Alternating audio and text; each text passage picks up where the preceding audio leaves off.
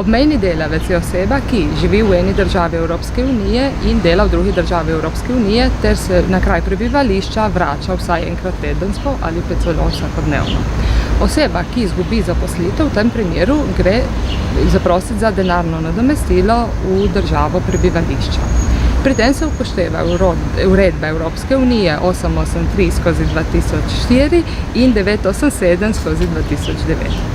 Pri upoštevanju denarnega nadomestila oziroma pri izračunu denarnega nadomestila se upošteva zakonodaja države, v kateri človek oziroma oseba prebiva.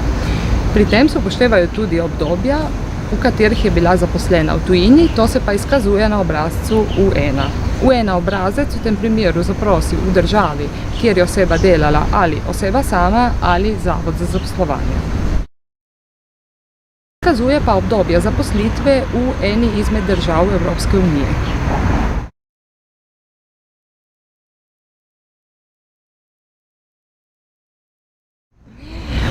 Brezposelna oseba, ki prejema denarno nadomestilo na zavodu za zaposlovanje, ima možnost, da denarno nadomestilo izvozi v eno drugo državo Evropske unije, ukolikor bi želela tam iskati zaposlitev. Na zavodu zaprosi za obrazec U2 in ta obrazec predloži na novem zavodu za zaposlovanje v tej državi, v katero se seli, ob sami prijavi. Denarno nadomestilo se z izvozom ne veča oziroma se tudi ne podaljšuje in dejansko jo oseba lahko izvozi od 3 do največ 6 mesecev.